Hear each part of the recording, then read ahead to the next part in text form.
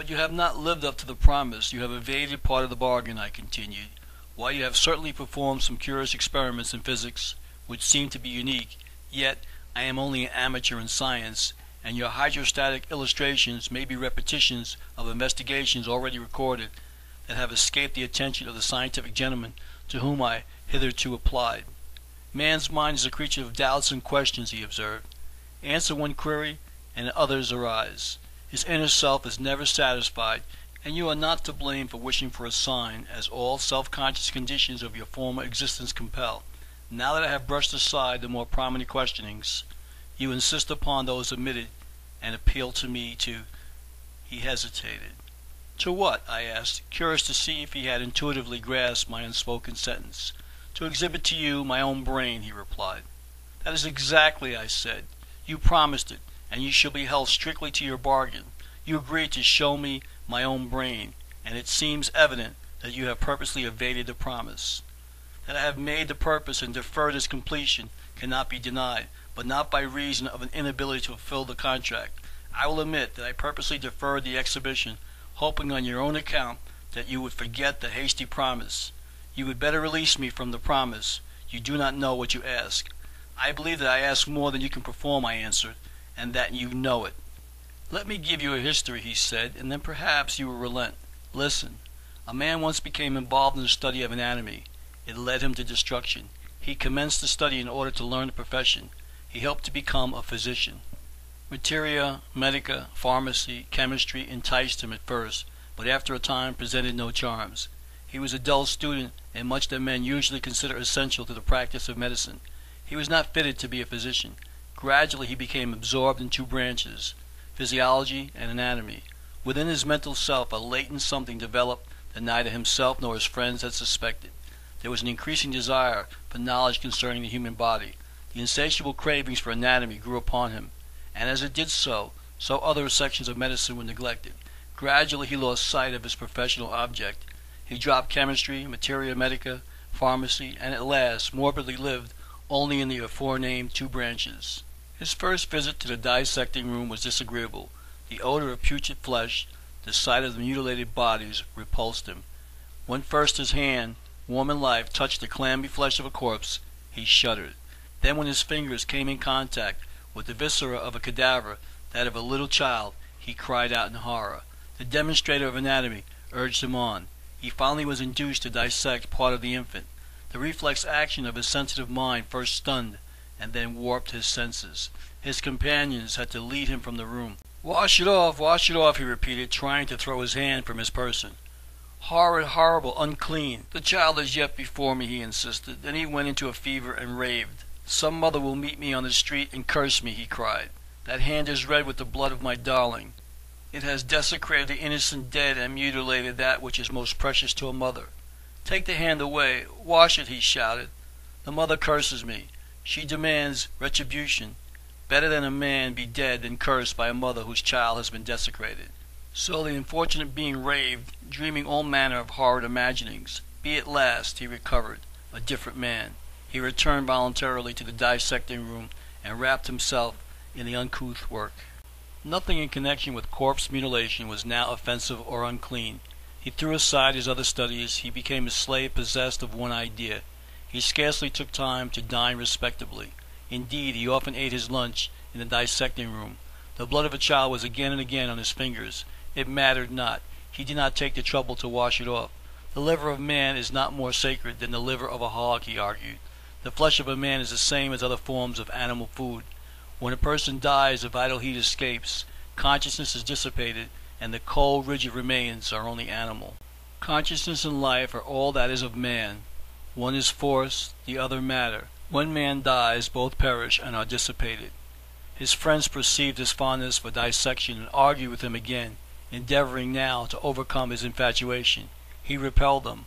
"I learned in my vision," he said, referring to his fever, "that Pope was right in saying that the proper study of mankind is man. I care nothing for your priestly superstitions concerning the dead. These fables are the invention of designing churchmen who live on the superstitions of the ignorant. I am an infidel, and believe in no spirit intangible. That which can be seen, felt, and weighed is, all else is not. Life is simply a sensation. All beyond is chimerical, less than fantastic, believed in only by dupes and weak-minded credulous, tools of knaves or creatures of blind superstition. He carried the finely articulated bleached skull of a cadaver to his room and placed it beside a marble statue that was a valued heirloom, the model of Venus of Milo. Both are lime compounds, he cynically observed. Neither is better than the other. His friends protested. Your superstitious education is at fault, he answered. You mentally clothe one of these objects in a quality it does not deserve, and the thought creates a pleasant emotion. The other, equally as pure, reminds you of the grave that you fear and you shudder. These mental pulsations are artificial, both being either survivals of superstition or creations of your own mind. The lime in the skull is now as inanimate as that of the statue. Neither object is responsible for its form, neither is unclean. To me, the delicate configuration, the exact articulation, the perfect adaptation for the office it originally filled, makes each bone of this skull a thing of beauty, an object of admiration. As a whole, it gives me pleasure to think of this wonderful, exquisitely arranged piece of mechanism. The statue you admire is in every respect outrivaled by the skull, and I have placed the two together because it pleases me to demonstrate that man's most artistic creation is far inferior to material man. Throw aside your sentimental prejudices and join with me in the admiration of this thing of beauty. And he toyed with the skull as if it were a work of art. So he argued, and arguing passed from bone to bone and from organ to organ. He filled his room with abnormal fragments of the human body and surrounded himself with jars of preserved anatomical specimens. His friends fled in disgust, and he smiled, glad to be alone with his ghastly subjects. He was infatuated in one of the alcoves of science. The old man paused. "Shall I proceed?" he asked. "Yes," I said, but involuntarily moved my chair back, for I began again to be afraid of the speaker.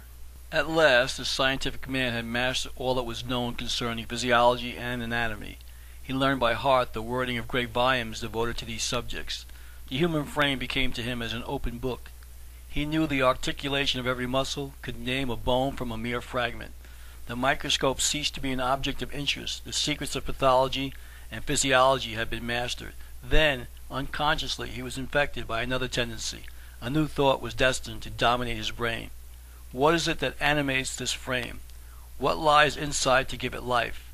He became enthused again. The dead body to which I had given my time is not the conscious part of man, he said to himself. I must find this thing of life within. I have been only a butcher of the dead. My knowledge is superficial. Again the old man hesitated and looked at me inquiringly. "Shall I proceed?" he repeated. I was possessed by horror, but yet fascinated, and answered determinedly, "Go on."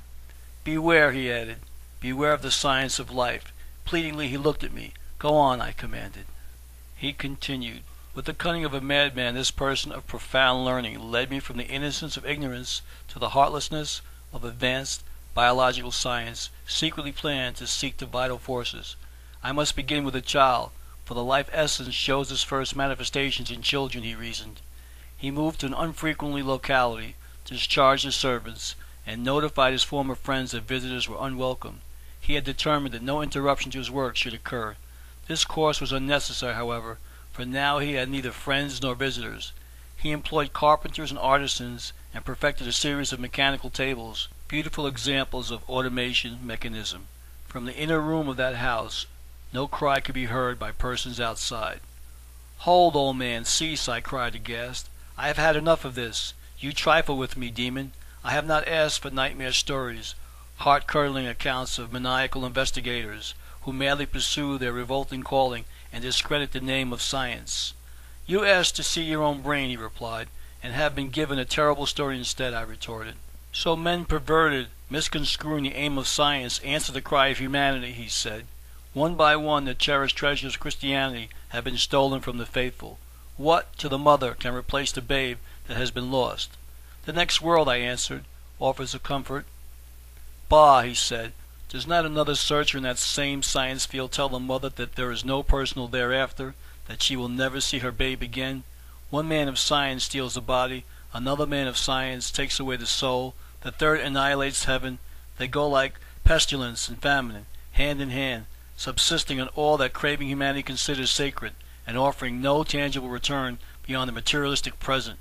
This same science that seems to be doing so much for humanity will continue to elevate so-called material civilization until, as a yeast ferment is smothered in its own excrement, so will science, thought, create conditions to blot itself from existence and destroy the civilization it creates. Science is heartless, notwithstanding the personal purity of the majority of her helpless votaries. She is a thief, not of ordinary riches, but of treasures that cannot be replaced. Before science, proving the love of a mother perishes, the hope of immortality is annihilated. Beware of materialism, the end of the science of man. Beware of the beginning of biological inquiry, for he who commences cannot foresee the termination. I say to you in candor, no man ever engaged in the part of science law that questions the life essence, realizing the possible end of his investigations. The insidious servant becomes a tyrannical master. The housebreaker is innocent, the horse thief guiltless in comparison. Science thought begins in the brain of man. Science provings end all things with the end of the material brain of man. Beware of your own brain. I have no fear, I replied, that I will ever be led to disturb the creeds of the faithful, and I will not be diverted. I demand to see my brain. Your demand shall now be fulfilled. You have been warned of the return that may follow the commencement of this study. You force the issue. My responsibility ceases. No man of science realized the end when he began to investigate his throbbing brain, and the end of the fabric that science is weaving for man rests in a hidden future.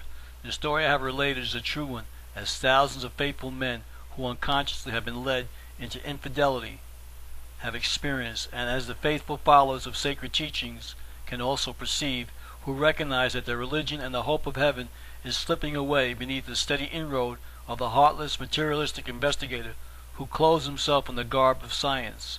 Rising abruptly from his chair, he grasped my hand. You shall see your brain, man. Come.